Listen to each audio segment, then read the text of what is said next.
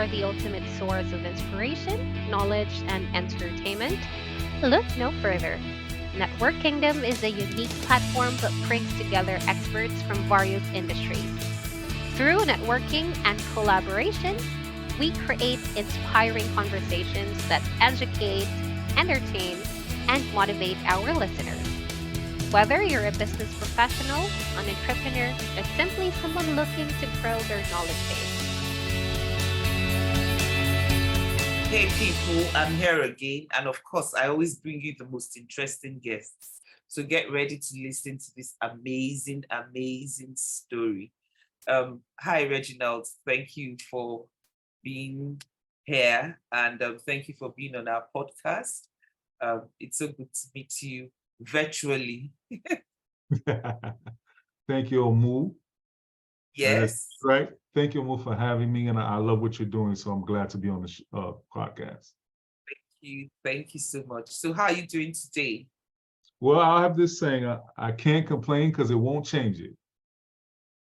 Exactly. I need to, for every time I'm interviewing people, I initially I didn't like writing because I wanted to look all formal, and I'm looking, but I kept missing out on some hot stuff. So now I always have a pen and paper beside me to jot down some things. You have to, because you never know what message is going to be Exactly. directly for you. Mm-hmm. Exactly. So I'm sure my people want to know so I'm going to call him Reggie. I'm sure some other people call him Reginald, but I'm going to call him Reggie. So who is Reggie? Well, Reggie, first off, is a child, a man of God. I am a Christian. I'm a follower of Christ. Amen. Yes.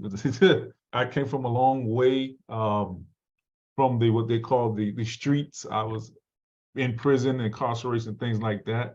But besides that, I'm an at-risk specialist. I help people turn their pain into purpose. I'm a certified life coach, author, keynote speaker, entrepreneur, mentor, all that good stuff. And so Reginald is a various amount of things through God. Did you start from the bad stuff to the good stuff? Yeah. I usually tell when I travel and I speak, I always tell people, I'm going to tell you the good stuff. I'll show them books and fashion line, all the magazines I've been on. Then I say I'll get to the great stuff, because when you go into the darkness, you can show people what I overcame to let them know that it's possible. You know what I mean? I let them know, starting, growing up in Chicago projects through gangs. My mother was abusive. She was on drugs. She ended up in prostitution. And so my mother had a bad temper, and I basically got some of that. But I was shipped from house to house like an orphan. It wasn't stable, So I went through a lot of bullying, a lot of running from gangs, and having to be violent. And I ended up moving with my father. Anybody on the show ever heard of the Fresh Prince of Bel-Air television show? My life was like that. My father was middle income with my stepmother. They were corporate America. They had the 4 cars, a pool. They lived in Miami, Florida. It was nice. And I came from the Chicago projects. Bullet holes in the doors and all kind of drugs and things like that. Yeah. And I moved to Miami, and it was like a whole nother world. And so when I moved there, it was supposed to be a time that I would get my life together. And by the time I was 14, if you remember at 14 years old, you started smelling yourself. You thought you were grown. You thought you knew what you were doing. So when I moved my father, I didn't want to. And then being raised by a mother that really didn't have she was, abusive in a way physically, but she didn't have a strict regimen about helping me grow and being an accomplished person in life. I basically almost took care of myself. Then you move into a military home where dad is trying to check your homework, and he's getting on the phone while I'm on the phone with girls at 9 o'clock saying, get off the phone. It was embarrassing. So I went through a lot of things when I moved to Miami, and I never caught on to what my father was trying to teach me. And so in the midst of that, I found out something horrible, that my father, he had Cubans and Colombians that were friends, and they were selling drugs. So that's what the saying is: if you show me your friends, I'll show you your future. And in the midst of that, him and my stepmother, my stepmother, when you talk to her on the phone, she spoke so proper English that I thought it was a white woman. coming from the Chicago projects, we spoke slang and hip and like that. My stepmother is Black, but I never heard a woman speak. And my father had to teach me, correct English is not a race. I mean, that's the way of life. And I didn't understand that. So you can imagine being taught how to eat with a salad fork, a soup spoon. So I had a whole different world, just like the Fresh Prince of Bel-Air when I moved to Miami. And I ended up getting in fights immediately because I came to Chicago like that. And like the second day of school, my father wanted me to, first of all, he wanted me to go to a private school. He wanted me to go to an all-boys school. And I was like, are you crazy? I begged him not, because the girls' school was across the street. But I couldn't imagine me being in high school with no girls. And I begged him, and then he finally listened. And the second day in this middle school, where in the not the hood, because my dad didn't live in the hood, but across the street was a little rougher area. I got bullied the second day. Some guys tried to take my money. And from that day on, I started. Huh? You weren't having it. No, I wasn't having it. No, I wasn't. I didn't have a chance at that moment. It was 5 of them. But from that day on, I started saying that I'm going to have to be like the streets. I'm tired of this. I'm going to have to get with a gang. I'm going to have to get with some guys. So me focusing on being something was going to do it, because all I know is from when my father got me, I had been through a lot. And now I'm seeing almost the same pattern, even though I lived in this nice house and had all these opportunities. And that's why, I was carrying a chip on my shoulder. And a lot of us are doing that. We're living a life even into our adult age, and that we haven't got healed from some things. And so we carry that with us, and that's what I went through. But my father and my stepmother ended up getting a divorce. They had a nice marriage and everything, but like I said, I found out my father's friends were selling drugs, and they didn't really argue in front of me, my stepmother and my father, but there were some things that weren't going right. And they ended up getting a divorce. And I and my father went from this corporate America clean suit guy to where he's riding around in limos with 2 white women who are prostitutes, and he's selling drugs. It's almost like a real movie. My father went, clean cut suspenders, because what happened is when my father was in the streets like I was in his 20s, he went to the army and changed his life, but he never got a spiritual transformation.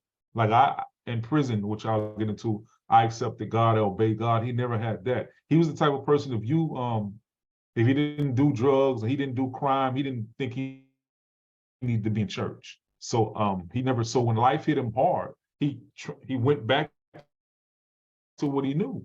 He didn't have a spiritual foundation, so he went back to hustling and did what he did at his age. So I'm embarrassed to even have my friends come around, because I can't believe my father's selling drugs and has prostitutes with him. He's like running what we call in America is a trap. He's running a drug area. And I started getting more in the streets. He's disappearing. I ended up robbing the bank because I was trying to take care of the house. Now, before I robbed the bank, I called relatives, I called certain family members. Nobody would help me. One person, a family member that was close to my dad, thought I was lying. She said, "You're always lying." They couldn't believe that my dad was dealing with drugs, because he was the one that went to the army. They used to call him Mr. Dictionary. He was the one that made it. So nobody would really believe that my father was going backwards. So I ended up robbing a bank, and I went to prison for bank robbery at 19 years old. Yeah, and I definitely was off the chain. And when I got into prison, what happened was they legally sentenced me to 18 and a half years, my first charge. And how that happened was, it was a legal sentence of 18 and a half years, my first charge. My charge was only supposed to carry 9 years. It's 3 years for carrying a gun, because I shot a gun in the bank. So I was supposed to get 3 years for that, and then 5 years, because bank robbery carries 5 years if you don't use a weapon. I was supposed to have 9 years, but what they said was, they said I took time in broad daylight and I robbed the people who worked there. I took their wallet and their purse in broad daylight, then I ran inside the bank, which was a lie, because someone on drugs wouldn't do that, because they're going to see you in broad daylight robbing somebody. So, but what happened when they went inside the bank and they went to work, I did run in the bank. I took their personal stuff. I took the bank money. I was off the chain. I needed money. And so I ended up illegally charged with 9 years in state prison and 9.5 years in federal prison. But I was only supposed to have a federal charge, because that's a bank robbery. And that bank charge trumps, it overtakes the state charge, because it's a bank robbery. And what they did was, the state judge said, well, we're going to run our time concurrent, meaning that it'll run while I'm in federal prison. My state time is going off the calendar day for day at the same time. Yeah. But when I came from the court, there was some other guys that had federal charges. So we're coming from state to go do our time in federal after we got sentenced in state prison. And they let all these guys get on the van, and then they stopped me. And the officer's looking at his clipboard. He said, Mr. Foreman, you got to do your state first, then you're fed. And I'm like, wait, that's 9 years, then 9.5. That's 18 and a half years. Right before my eyes at 21 years old, I done started getting in the Bible, praying like my grandmother said. It got worse. And so now I got 18 and a half years in prison. And Did you say 18 and a half years? They said I got to go do my 9 years, then go do my 9.5. I ended up with 18 and a half years right before my eyes.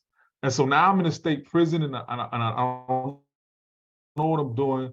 And it was like God, I finally started getting strong. I just, all I could do was surrender more to God, or I was going to end up, getting really violent in prison or taking my life. That's how I felt. Because now I come from a mother on drugs, being bullied. And then let me tell you this, I went to trial. I had a trial for my case. And usually they tell you in the courts that if a public defender help you, if you don't have a paid lawyer, public defenders don't care nothing about you. They go to lunch with the prosecutor. You shouldn't deal with it. And my public defender came into the little holding room. He looked at me. I don't know what he saw in me. He took his glasses off. He said, he was hearing me speak. I guess he used to really hearing hardcore Black guys speak. He was like, I wasn't proper or nothing, but it didn't sound like I had malice in my heart. And he looked at me, he said, you're just a young kid that effed up. I'm going to help you. I said, okay. Wow. So we went to trial. He took it to trial, but in the midst of the trial, he was making it look like, see, the same time I robbed the bank, my father was starting to get in trouble with drugs. So he was making it look like my father robbed the bank, and I was trying to take up for him. So while I'm hearing his case, yes, I'm feeling in my stomach, because this is when I start praying. Right. I can't win off this. He's lying. And so I felt it, but I'm trying to hope because I want to go home. And what happened is, by mistake, I ended up wearing my father's clothes. I didn't do it purposely. I had on a jacket and some pants that he was wearing. So when two of my neighbors came to court on my behalf, one was a Cuban guy and one was a white woman that lived around us. They came and said, we never seen Reggie do anything wrong. Because I was yes, ma'am, and no, sir in front of them. They didn't know the other side of me. So they wasn't lying. Nobody understood. And we're going through that, and I ended up with a hung jury. The jury couldn't find me guilty. Now, what happened was the judge knew. I wrote a letter to the judge. This is crazy, asking for mercy before I went to trial. So you got to imagine, the judge knows I'm guilty, but he has to honor me going to trial. Yeah. So now, once they find me guilty, usually you go back and you go to you do a new trial. It could be months later, a week later. But the prosecutor had it's called a appeal. He right in the courtroom, he put it up there in front of the judge, say, I want them to go back right now. This is my appeal. And my judge said yes. So, and I'm like, so we went. Before the jury went to the back of the room, the judge gave them a speech. He said, let me tell you something. I went to the movies last week. And in the movies, they had all kind of twists and turns, what ifs and maybes. This is not a movie. You have to look directly at the evidence. So when I looked at him, I said, you see what he's doing? He's coercing the jury. Mm-hmm. And my lawyer just put his head down. And he knows the evidence is not pointing at you. Without him saying this guy's guilty, he was gesturing, you have to look at the evidence. 10 minutes later, they found me guilty after he did his big old speech. But before, they couldn't even find me guilty. So I'm taking all this pain to my cell. I'm in the cell and I'm cursing God out. And so my life story is on CBN documentary. You can see it. I was like, where the F were you? I was just going crazy. My mother, everything was coming out of me. And I'm yelling at God in my cell. Where the F were you when my mother was beating me? Where were you when my father was chasing me? Where were you when my father was on drugs? I was just going off on God. And after I got through, I felt the one piece, almost God said, are you done? Exactly. I have a purpose for it. He told me I have a purpose for it all. And that's when I was like, I had an encounter with God. And I opened the Bible one day when I was on the bed and I read Genesis 1:26-27. And it jumped out to me and said that he created man and woman in his image. Now, any scripture could have, but that spoke to me. Because when I grew up in high school, being dark-skinned like us wasn't good. You were getting bullied. You were getting picked on. So I was going through a lot. Now I'm reading this, I'm like, wait, if God is all powerful and I'm creating this image, shouldn't I have some power? It's like a light bulb went on. And I started thinking I'm more than what I've been told if I'm creating God's image. Absolutely. You changed yourself. It helped my mind shift. And from then I just started getting deep in the word, getting the Bible. 4 years go by. I'm like the deacon in the church, knocking on the cells, like, yo, I was so with zeal, inviting people to Bible study. I was on fire. I finally get back in the courts because a guy in the prison filed an appeal for me. So I get back in the courts. I'm in the courts, and the state judge, this is 4 years later, I'm in the county jail. The judge say, well, Mr. Foreman, we did agree to run our time concurrent with the federal prison. Somehow they didn't agree. I'm like, no, they didn't. He said, what we're going to do is just overturn your 9 years and just charge you 3 years for the gun. Now, I got a new sentence of 3 years. So if I already did 4 years, I'm a year over the new case. I could have went straight home out the courtroom. He said, well, we can't let you go because the federal prison has a hold on you. They're coming to pick you up. I'm like, okay. But now I'm excited because some light has happened. I got an overturned case. I'm seeing some movement. Yeah. So what happens in the county jail is on a Monday, they'll send you to state prison from the jail. On a Tuesday, they send you to federal, the van comes. They call my name to pack up on Monday. Yeah, Monday you going to state prison, Tuesday you're going to federal. But they call my name on a Monday. Why would they call my name? My case was just overturned. So I'm trying to figure out, why am I going back to state prison? Because they're saying, while you're trying to figure it out, God has already worked it out. So they send me to state prison. Yeah, they send me to state prison. I'm writing my lawyer. I'm writing the prosecutor. I'm writing the judge. Because all in my mind is, how am I going to beat the federal prison over here in state prison? How am I going to beat them? I got to get out of here. I never got an answer. So my number is number 3. For whatever reason, I don't try to press it after 3 times. But anyway, 4 months go by. And I'm in this classroom where they teach you how to open a bank, because the federal prison is a way different state. They'll teach you how to get on your feet. You got people that sell big time drugs still running the stock market, watching TV in the federal prison. It's like club. Wow. Yeah. Federal prison is still, it was a lot of big, those are people that do bank fraud and all that. They go to federal prison. Or the big drug dealers go there. So you can actually go in there and come out worse than you were when you went in. You can go in there and come out worse or better. In the federal state, you can come out worse, because I could sit up under those people and learn how to do stock market. I can learn how to do a lot from the ones who lied and stole people's money. You know what I mean? So I go I'm in the classroom, and the lady from R&D, which means receiving and delivery, they either receive you in or deliver you out. She comes to, in her uniform, she said, Mr. Foreman, we need you down at R&D. As I start walking to the door, it used to be a young Haitian kid that was wild. None of the older guys would deal with him. But I was like his big brother. And so I tell people the youth need discipline, but they also need love. So as I'm walking to the door, he yells out, hey, today is your day. It's your day. It's raining outside. It's raining. I'm like, what is that? Is some voodoo or something? What do you mean it's raining outside? I didn't know what that meant. So I walk off, and I'm like, all right. I walk off, and I'm going, the lady's typing on the computer. She said, Mr. Foreman, you have immediate release. I'm like, okay. Now, I know I'm supposed to leave because... Where? But I know I'm supposed to leave state prison, but the federal prison is supposed to come pick me up. Exactly. So, right. So I know the judge was like, there's a hold on you. So I'm like, immediate release. So I asked her, I said, there's no hold on me in the computer? She said, no. I said, there's no detainer on my name in the computer? She said, no. She's typing because they know that I got to go because I'm 4 months over in their eyes. So I said, I'm going to shut up and ride this out and see what happens. So they give me the change of clothes. They give you $100 when you get out of state prison. And I walked to the police car with the lady. And I got in the front seat. I never forget that feeling, like I'm not in the back seat. And she drove me to the Greyhound bus station, said, Mr. Foreman, have a nice life. We don't want to see you again. As I got on the Greyhound bus, I'm yelling, oh my God, I just beat the feds, because you don't beat federal prison. You can't buy a federal judge like you can a state judge. There's big time judges that send money and they do bribes with state, but in federal prison, you really don't do that. But I never got picked up by the federal prison. I'm on a Greyhound bus. I'll stop here if you have any questions. I'm listening. It's a movie, and literally I have been a producer. We honestly have to make a movie of this, and we I have have a to make a script movie. already. I'm actually imagining you on the bus and like looking around the And cars, like, are they gonna like pick me am up? I I can't believe I'm going home. you Yes. know? Yeah. So now when I get out of Miami, my dad is gone from the drugs. I have nobody there. And I always tell people when I coach or counsel or Your speak, dad wasn't there. Your dad wasn't there anymore.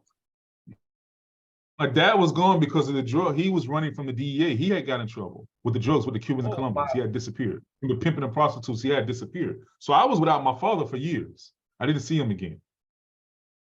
So I only had some friends in Miami, but I knew, and I tell people when you come out of abusive relationship or drug habit or prison, you need accountability. You need somebody to hold you accountable to Yeah. help you. And I knew if I stay in Miami, I'm going to get back in trouble. I didn't have no help. So what the thing is, at 16 years old, my aunt in St. Louis, Missouri, told me I could move with them. But they are deep Kojic, Church and God of Christ, holiness church, like no makeup, skirt down to their ankles. I was like, I'll never move with them. I ain't gonna be able to play my rap music. I ain't gonna be able to date no girls. And I said 16, I said, I'm not moving with them. But if I'd have moved with my aunt, I wouldn't have had to rob a bank. Yeah. So now who do you think I call? I'm like, look, auntie, I'm in the church now. I knew that they go to church and they go to work. They're gonna hold me accountable if I move there. So they called me. She said, come on, move this. I'm 25, I think. I moved to St. Louis, Missouri. So I'm up there around them. I'm working at the hardest jobs, is like labor jobs. I'm dating the pastor's daughter at my church. And I'm not thinking about doing nothing wrong. She started having dreams that I went back to prison. Vivid, like, and I'm like, are you crazy? I ain't thinking about crime. Started having dreams I went back to prison. So 30 months, I'm free. I'm out short of 36 months a year. I was out 30 months. 2004, 4 days after Valentine's Day, it was 6 a.m. in the morning, and I was laying on the bed. All I heard was a heavy, heavy knock downstairs. I always tell people, you ever heard a U.S. Marshal serve a warrant, it'll wake you up out of coma. So that's how heavy it was. I run downstairs and they in the door and they said, Mr. Foreman, we have a warrant for your arrest. They take me to the police car and they turn around and look at me and say, you were let out of prison erroneously by mistake.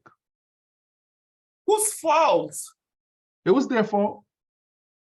I had to change my life, moved from crime. I'm in the church and everything. I was mad at God. I wasn't mad at the government because I trusted and gave my life to God and I did what he told me to do. And you're telling me I'm going back to prison, God?